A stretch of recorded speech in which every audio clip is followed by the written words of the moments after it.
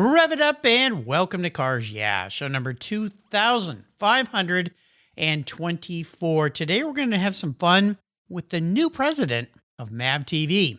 Last week, you remember, we had Danny Sullivan on to talk about his new show, Racers Roundtable. And today, we get to talk with the president of the company who's making some very cool changes. Be prepared to be inspired. This is Cars Yeah, where you'll enjoy interviews with inspiring automotive enthusiasts. Mark Green is here to provide you with a fuel injection of automotive inspiration. So get in, sit down, buckle up, and get ready for a wild ride here on Cars Yeah.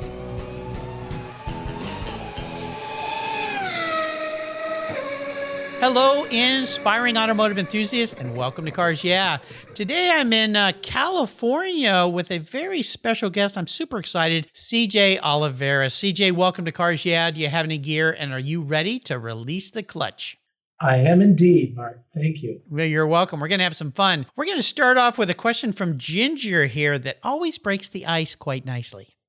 So I'd like to ask you, share something about yourself that most people may not know.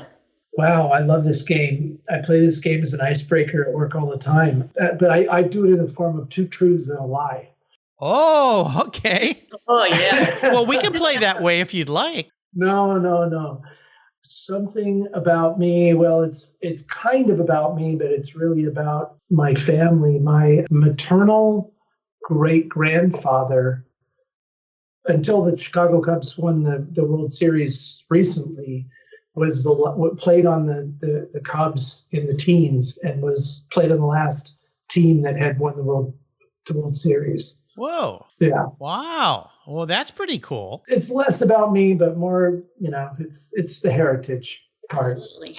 Yeah, I love it. I love it. Well, we're going to talk about more than baseball here today. We're going to get into cars, of course, because it is Cars Yeah. So let me give you a little bit of a proper introduction here. CJ Olivares is the president of MAVTV and a decorated media executive with decades of experience building and operating digital and linear media companies. He joined MAVTV in 2022 and has immediately began transforming the network by implementing a strategy focused on diversifying programming, expanding distribution, and launching new digital platforms. No doubt you watchers of MAVTV have already seen some of this. He has prioritized bringing more live racing programming from around the world while also developing new compelling content designed to bring audiences closer to the athletes. The show On the Rise features unique stories about the next generation of motorsports athletes, and The Life gives viewers a glimpse into the lives of established drivers. Most recently, CJ was instrumental in the production of Racers Roundtable, a series featuring an all-star lineup of motorsports icons who shared the moments and stories that helped shape their careers. You'll remember from the show last week, Danny Sullivan was on the show to talk all about that, and it turns out Ginger here is good friends with Tony Stewart, so she and Smoke are buddies, so it's a small world. Today, MAVTV is the largest dedicated motorsports media platform in the world. We're going to have a lot of fun, but let's go back in time first here and talk a little bit about your history, because CJ, you've been involved, and I'll tell our listeners in our pre-show chat, Ginger and CJ, turns out, worked together, worked in the same field. They're old buddies. I kind of felt like an outsider here because they seem to know each other. So can you take us on a little bit of walk through history, and then we're going to dive into questions about what you're doing there at MAVTV? Sure. Well, I've been in sports media my entire adult life. I've never worked outside of it. I started in the Jurassic period in print as a journalist and a photographer. And in the 90s, transitioned to television, which is where Ginger and I crossed paths, working on some projects. Really, for the last 25 years or so, started working more in what I would call vertical sports media. So really not so much broad. In the 90s, I was working all over the place and probably was involved in, dozens of different sports across the television landscape, from programming to production to actually running events and so forth. But the last 25 years or so has really been focused more on vertical programming and serving communities of passion, trying to identify ways to best serve people who are really a part of these distinct kind of sports cultures, if you will. A lot of history there. And so Mav found you, or did you find Mav? Well, I initially came to MAV as a consultant to help Morgan Lucas, who had just taken over day-to-day operations for his dad, really kind of sort through what was working, what wasn't, and offer some ideas about how to fix it. And shortly after my arrival and kind of sharing my insights and perspective, they felt it was time for some new leadership. And I offered to give them a short list, and they said, no, how would you like to do it? So that's now a little over 2 years ago. And really, I joined the team because I was very excited about the opportunity. Number one, I'd been not immersed in the motorsports and automotive space, but I'd been adjacent to it for over a decade. When I was at Fox, way back in the day, we worked on Formula One and sports car, and my sister network was Speed. And so, across the spectrum of all motorsports there, I did some consulting for what was the parent company of Motor Trend in the, it's probably 10, 12 years ago, before Motor Trend was sold off. And so I've been kind of around this space. And when Speed went away in 2013, nobody really filled that gap. To be the campfire around which anybody in motorsports could gather and hang out and have a good time. And if you weren't a fan of the thing you were watching, you probably became one. And obviously the media landscape has evolved so much in the last 10, 15 years. The audiences have fragmented. There are, all kinds of digital platforms that people can go and pick off things. And, if you're an F1 fan, you can buy the app and you can immerse yourself in that entire world. NASCAR's got a big broadcast package here in the US, multiple ones between Fox and NBC.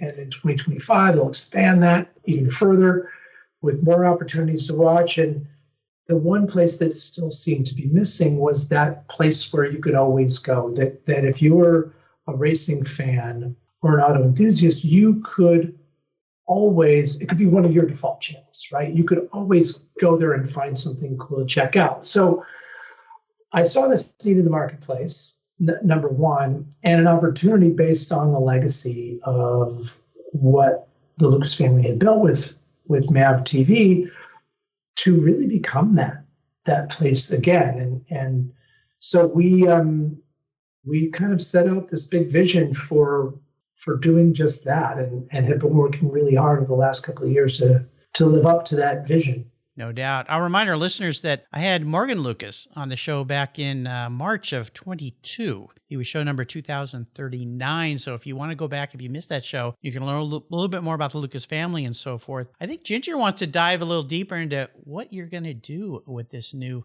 network that you're in charge of. So Ginger? Well, and like we spoke before we started doing the show, is for me personally, what MAVTV is doing, and the fact that you're trying to bring back a little bit of what was lost when Speed Channel went away, is very exciting for people like myself that are in the industry. And I'm very glad that you are doing that. And it has been a very missing piece in our industry and in our sport. And so I'm very glad you're doing that. Since you took over, and I can tell you have done a fantastic job of really transforming the network. And we understand, that you are the one behind the shows like Racers Roundtable with Danny Sullivan and Tony Stewart Smoke, and On the Rise, which features kind of a day-to-day life story about up-and-coming drivers and riders, which I think is really important, too, for our industry.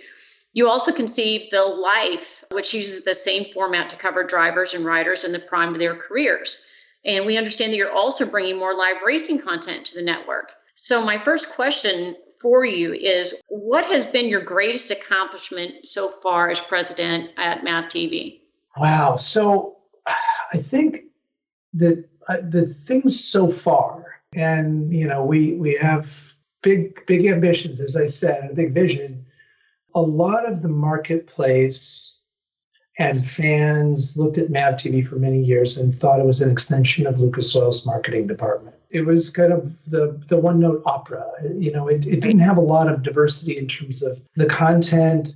There was a lot of racing, a lot of highlight racing, a little bit of auto enthusiast build shows, a couple of talk shows, but that was about it. Nothing really that was creating what I see as the key to all of sports media, which is an emotional connection. Nobody cares about the outcome of a competition unless they have a rooting interest, right? So when I looked at kind of what we had 2 years ago, I really focused on a couple of things.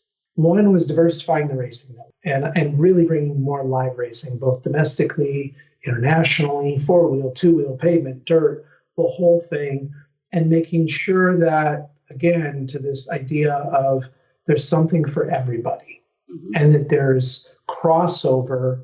If you're a Crandon fan, if you're an off-road fan and love Crandon, you might also watch Dakar, and you might watch some late model dirt as well, but you could also be a fan of Formula One, right? And so trying to mix that up and really kind of serve multiple audiences at the same time, I think has been a goal. And we have seen that play out successfully in increased viewership across the board. We've seen our audience average age drop into the 40s. And we've also seen a substantial increase in our female audience. We're up, I think, 54% over 2 years. So again, I take great pride in the fact that we've been able to diversify the offering to something that is kind of meeting the audience where they are and in the kinds of racing that they want to watch, to the extent that we can compete for those rights, right? So we're very humble about where we can play.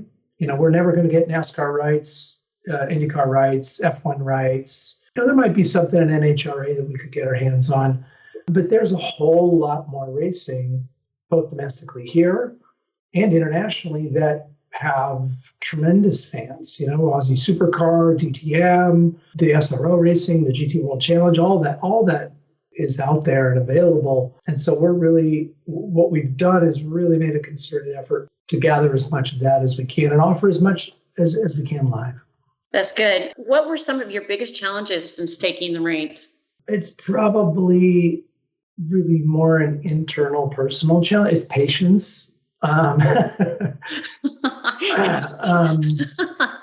I love creating, a big vision and aligning people around that vision and then executing against it. And the world doesn't move at my pace. I have to adjust my pace sometimes to the way the world moves. And particularly when, you've got on the programming side rights, right? So you've got rights that are not available. Well, we'd like that, but it's not available. So we have to be patient, wait our turn. And when they do become available, then we can go after them. The other part of that is on the original programming side and creating more of this narrative programming that creates those emotional connections. Those are not fast and easy, right? They take some time. You have to identify who are the great stories. Then you've got to really make the time to spend with them, and then you go into post-production and you end up hopefully with a show that is true and accurate of the person, but it's also engaging and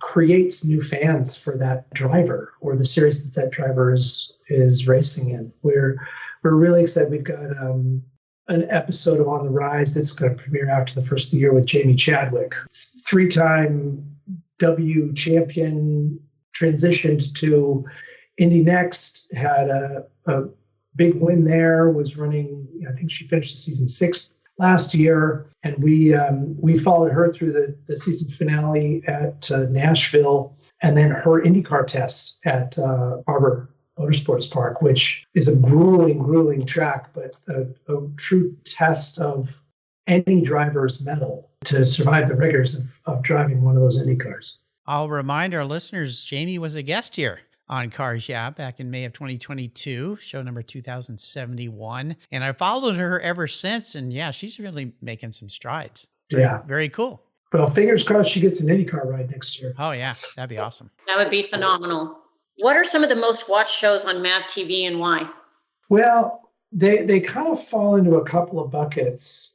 I mentioned Crandon earlier. The Crandon Off-Road World Championships this year, it was the first time we'd gone live with it. We'd had highlight shows from it in the past that had done well, but this year we went live, not only on the paid TV side, but we've recently launched an app. We had some of the live on the app as well. And then that was also an opportunity for VOD watching in the days that followed. And in this day and time, it's not just who watches live, but it's, the aggregate audience of things. And that was a tremendous success. We love the partnership with Crandon. I don't know if either of you had the good fortune to spend a weekend out at the facility there, but it is an amazing experience. It is absolutely the quintessential motorsports lifestyle experience. So that was a great success this year. We also, for the first time ever, or in recent years, really went live with car auctions. And we went live with GAA Classic Car auctions. All four of the main auctions this year we carried live, Friday and Saturday. Those have been tremendously popular across the board. And our coverage is also featured calling guests. Like Danny has called in a couple of times for the auctions. He's a big car collector. A lot of current and former racers are also car collectors. So if you're into cars and engines, you're definitely going to be an auction fan as well. So that's been super successful. And then mentioning Danny, the Racers Roundtable show is such a unique storytelling opportunity that has had amazing response from fans and the industry. And we are coming up on the finale of season 1, part 1. And then we'll come back after the holiday season next year, and we will have the second part of the first season. It's another 9 episodes. We're going to finish off this first part with a double header with Mario Andretti. We did a sit down with both Danny and Tony, sat down with Mario, and he was so generous with his time. We only asked for 45 minutes, and he gave us more than 2 hours, and some really great stuff and stories that people have never heard before, I don't think. But we're really proud of that show, and have produced that in partnership. That show really, I don't know how much you talked about this with Danny, but that was the outgrowth of a real experience that he had at Goodwood. Yeah, he told us all about that, the background and how that whole thing came together. Yeah, and it's one of those things. It was a show that I say was 15 years in the making until Danny and the producing partner Bill Armour and Pam Miller, who's a longtime motorsports producer for broadcast television across ESPN and Fox and so forth. They pitched me a year and a half ago the idea. They had a whole laundry list of shows that they thought would do well. And this was kind of the last one that they said, and they were kind of walking out the door and I'm like, hold on a second, let's talk more about that one. That's really interesting. And we were fortunate enough we shot the whole thing last May, took advantage of people coming in and out of Indianapolis in the month of May, and shot it at the Lucas Estate, and just had an amazing turnout of guests, and the response as people have discovered the show has been tremendous. So we're very excited about sharing the second half of season 1 after the first of the year. Well, I am very excited about the show. I've watched it since it has come on, and it's the best thing about racing and motorsports is the stories. And a lot of people don't get the opportunity to hear those stories unless you're actually involved in the industry. So I think it's a really wonderful aspect that's been added to MAVTV and overall to the industry. And that brings me to the next question is, what can viewers expect on MAVTV in 2025 and beyond? Well, the simple answer is more of the same. Good. We're going to lean into what's working. The live racing, we're going to expand that. We'll probably be making an announcement next week. By the time people hear this, we will have announced it heading into PRI.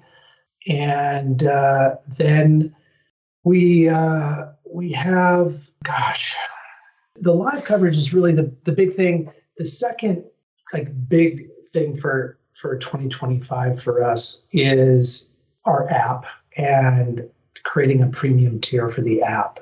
In the evolving landscape of media and the way people consume their content, people are leaving traditional pay television, cable television, and so forth. Free TV or fast channels, which you can get through your Samsung TV or Roku or whatever, are emerging. We've got our MAVTV Select channel over there, which is kind of the best of our pay TV offering. And then earlier this year, we launched MAVTV Go, our direct-to-consumer app that's downloadable across pretty much any connected device. Right now, that's free.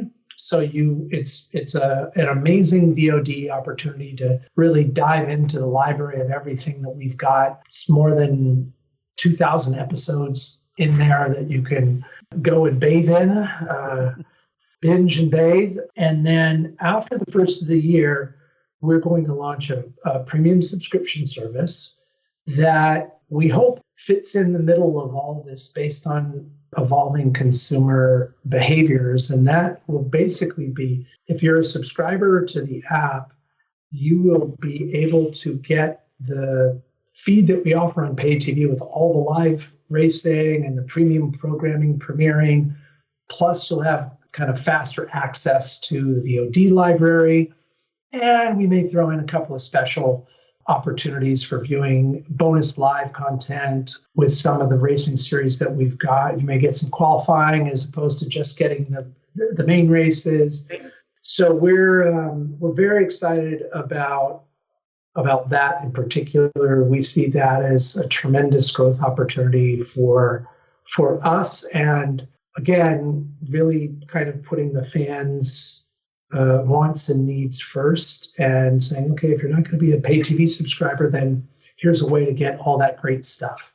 Lots to look forward to. Well, I want to talk a little bit about inspirations here. I would call them driving inspirations, since this is a car show. You've worked around some amazing people in your life. Is there somebody that you could share a story with that stands out as a mentor or a very influential person that really helped you out? Man, I've been very fortunate. At various points in my life, I've had a couple of people who were unrelated to motorsports directly, who really just gave me great advice about life and work. And I've kind of embraced them very early on. I had, when I was in the print world, I had an editorial director, Harold Johnson, who was so diligent he was a photographer by training and a writer. He picked up as a writer. My passion was photography. And I, started as the junior cub, doing little bits and pieces here and there. And he really impressed upon me the importance of attention to detail, and that was really around visuals and composition and how images could tell stories and help me unlock in my own mind the effective way to tell stories and to engage audiences through media. Going back before that, in middle school, I went to the John Wooden basketball camp twice. Oh, wow. Between 6th and 7th grade and 7th and 8th grade. And, way back in that day, everyone was approachable, and Coach Wooden was very approachable, and getting to spend time with him and many of his players. So the UCLA players would come and be our camp counselors at the camp. And I really, over time, since then, whatever the 50 years plus since then, there's so many lessons and the entire pyramid of success that Wooden created. There are so many pieces of that I internalized very young, and I will discover something. I'm like, oh wow, that was a Wooden thing. Don't mistake activity for achievement is one of my favorites. And so those are two big ones for me personally. I've had many other people who along the way were just super supportive of me and taught me a lot, but those are two real standouts. And it was a lot about, attention to detail, not be quick, but don't hurry was another woodenism. Well, that's another thing we have in common. I also was a ball player and basketball player, and one of my greatest mentors when I was a kid growing up was my basketball coach, and I still apply those lessons, today. And even in business and personal life, but those were the foundational lessons that you just you never forget, especially when you have this experience that you've had as well. So let me ask you, what has been the biggest obstacle and challenge or failure you've had to overcome so far? And how did you move past that situation? Wow. That was a tough one for me too. I think in the younger days of my career, if we're talking over that kind of expanse, it was probably finding myself in situations professionally that I hadn't done my research on where the money was coming from. Yeah. And what kind of strings might be attached. And, I believe you are judged by the company you keep. And I had to learn that lesson in difficult ways earlier in my career, and having worked with folks that were, to be kind, less than reputable. And so situations like that early on, I like to think that, the last 20 years or so, that's happened far less frequently. You start to smell it. Yeah. Well, you do develop a sense. You definitely develop a sense. In contrast to that is the opportunity that I have right now, which is being a division within, the Lucas Oil superstructure, and despite the fact that it's a very large company and very successful at the top level, it's very much a family business. I get to spend more time than I probably deserve with Morgan and Katie, who, are now leading the company in the same way that Forrest and Charlotte built and ran the business for decades. It is such a pleasure to work for genuinely nice people who care not only about the business, but about the people, and understand that the business is nothing without its people. So I feel very, very grateful to have this opportunity to work with them and to drive this business forward on their behalf. We like to talk about special vehicles. Since we're Cars Yeah here, I always like to ask about sharing one story about a special vehicle in your past. This could be the first car you got, could be a car you have now, could be a car that was along the way. Is there one of those in your life? Well, the one car that really stands out was the first car I ever bought, a 72 BMW 2002, Ooh. Burgundy with tan interior. I bought it used, and I just loved that car and drove it all over the place. It was the classic tale of, I was probably 17 years old. My dad went with me. My dad really wasn't a car guy, but we did what we knew. That we kicked the tires, looked under the hood. In retrospect, I looked under the hood and had no idea what I was looking at. Well, the engine's there. Looks good to me. Yeah, looks like there's an engine. Yep. Okay, cool. The seats work. The windows go up and down. It starts and stops. But it was a car that I, drove to college for the first time. I met my wife in that car, and eventually it went up in flames on the side of the road. Oh no! Oh no! Yikes! On the side of the 405, driving back up to college in the 80s, it all of a sudden I saw this smoke coming up, and somebody drove up next to me, and they were pointing at the car, and I pulled over and I saw little flames, and the whole thing went up. Oh, well, you'll appreciate this because when I was dating my wife, we were married in 84. She was coming back. We were going to UCSD together, and she was coming back to my house to study one afternoon. I was detailing cars because that's the business I had to get myself through college. And she had a little Toyota, and the car caught on fire on the freeway. And down in Southern California, they have what's called pickleweed. on the sides of the hills. And so she got out and she didn't know what to do. And this nice man stopped and he opened her hood and he started ripping pickleweed out of the ground and throwing it in the engine. And do you know what pickleweed is, Ginger? You came from the East, so you may not know. No, I know. I come from the Midwest. The Midwest, yeah. So from Missouri. Pickleweed is this interesting, looks like little pickles, but it's 3-sided, full of moisture.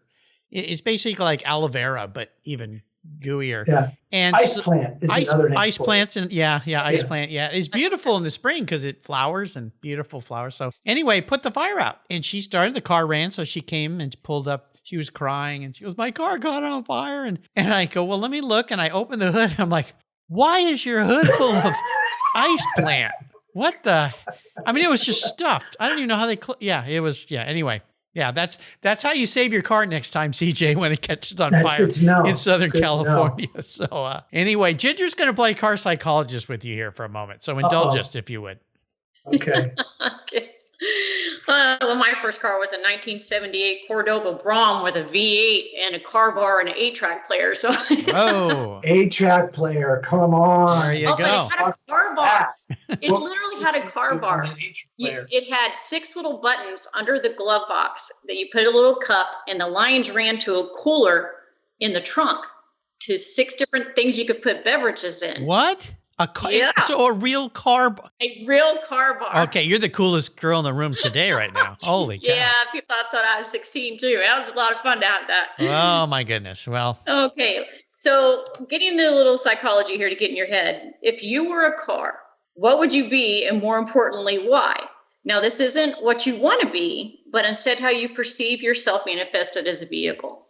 Oh man, that's a good one.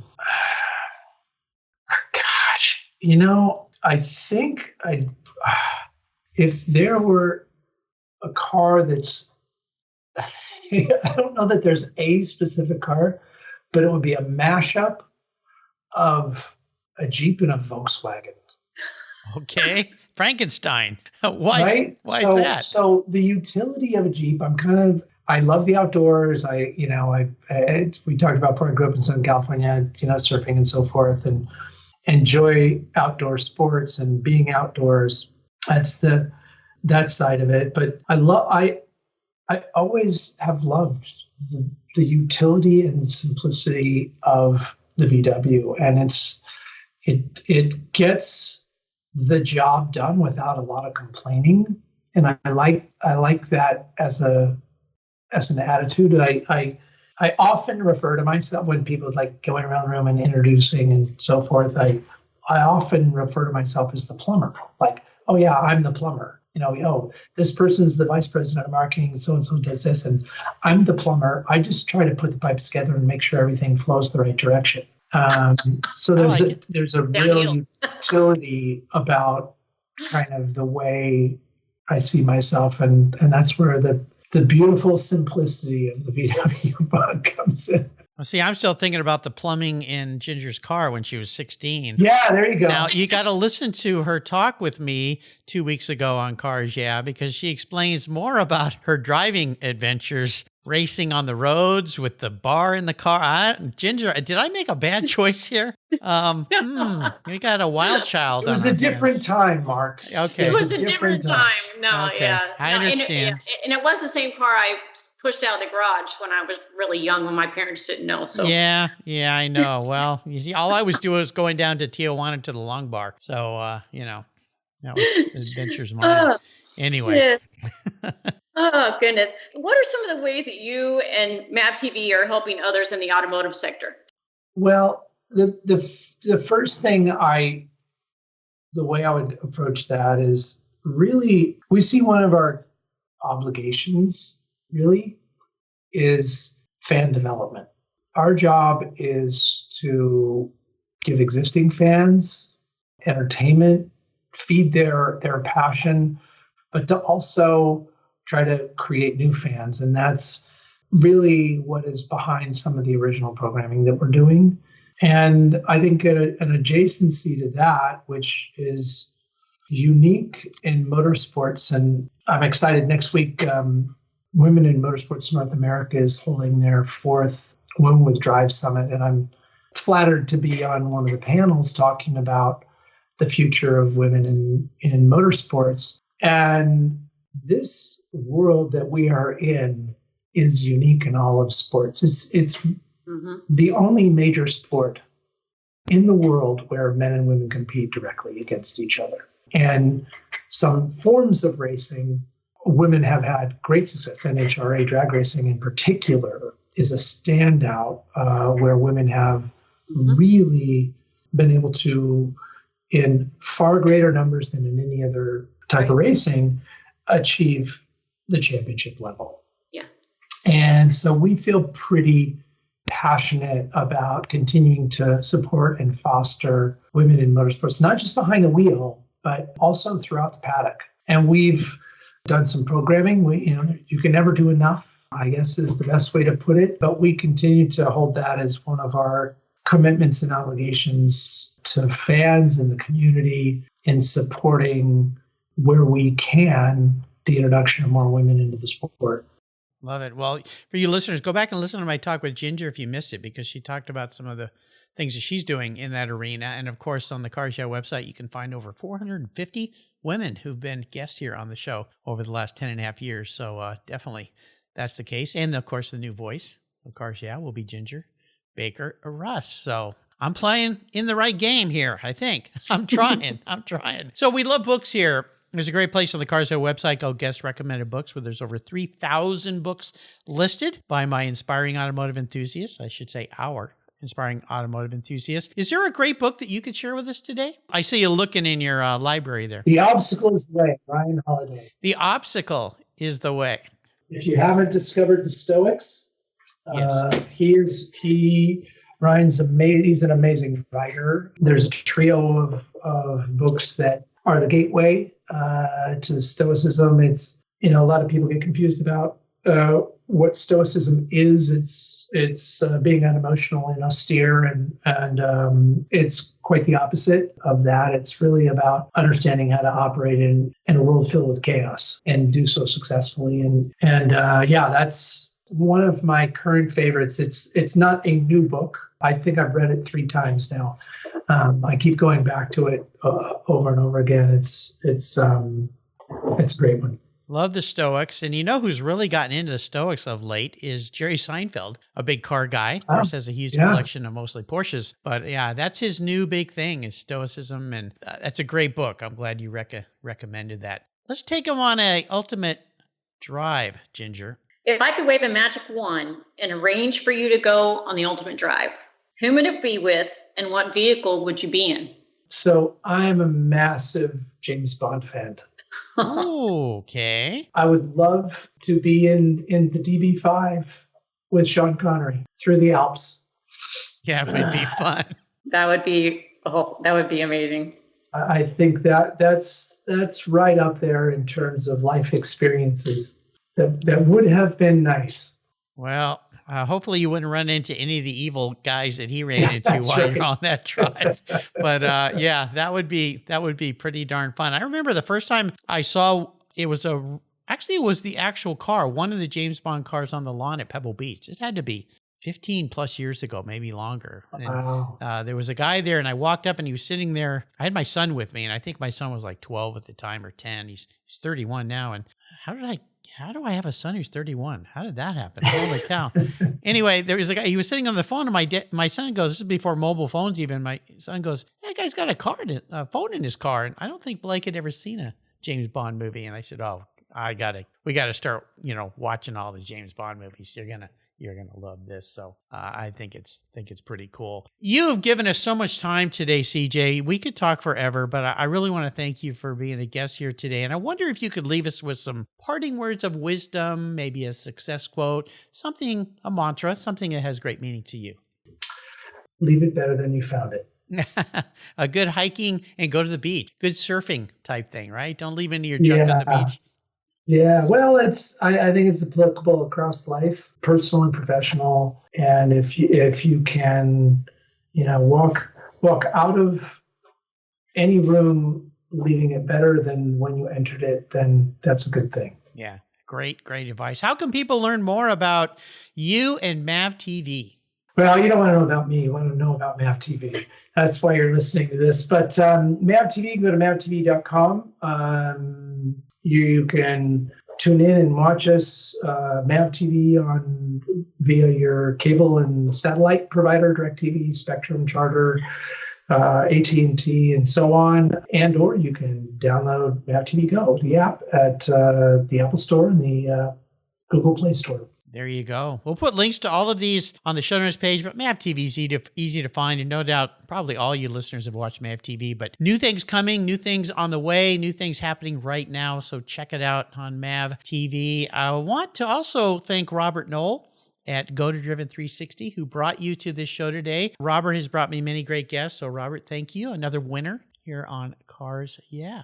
Thank you, CJ, so much for your time. We really appreciate how generous you've been and the information you provided. And thank you for what you're doing again for MAVTV and the auto sports enthusiast and motorsports enthusiast for what you're doing. Really excited about the future for MAVTV. And thank you for sharing your experiences with us. Well, thank you both for having me on the show, and good luck taking over, Ginger. And Mark, I hope you have some fun adventures and activities planned in your future. I do. Well, I got to come down to Southern California and visit you. That's one thing. Get back in the water and start surfing again. Yeah, that would be fun. That would be fun. I know I'm 2.5 hours from the beach here, so I got to get back down there. I've got family there, so maybe we'll do that. It's warmer water down here. It is. Yeah, way warmer and less sharks too, for sure. Well, until you and I talk again, we'll see you down the road. For several years now, you've heard me talk about Linkage Magazine. I've been a subscriber since the start. Their talented and creative team brings you a spectacular publication and website that shares the automotive passion from a worldwide perspective. Linkage is about driving, restoring, collecting, and first-hand experience at collector car auctions and more. They bring you real-world values plus rational, experienced opinions on the current markets. They cover the automotive world and the people who share our passions. And Linkage Magazine has grown, mailing you 6 issues annually. Join me on this journey with Linkage. They're geared for the automotive life. You can subscribe at linkagemag.com. How did you discover your path to a fulfilling life? Too many young people flounder in finding an education and a career that fits. But for those who have a passion for cars, trucks, and motorcycles, and who love working with their hands, problem solving, and fixing things, a career as a professional auto technician is incredibly rewarding. Cars Yeah is pleased to team up with Tech Force Foundation, our charity of choice, in bringing scholarships, technical education, and hands-on experience to young people so they can discover a possible future. Join me and lend your support by visiting techforce.org today. Thank you so much for joining us on today's ride here at Cars Yeah. Drive on over to carsyeah.com to find show notes and inspiring automotive fun. Download your free copy of Filler Up, a fun book filled with gorgeous photographs of fuel filler fun, including quotes from more inspiring automotive enthusiasts. Download your copy today, and we'll see you next time on Cars Yeah.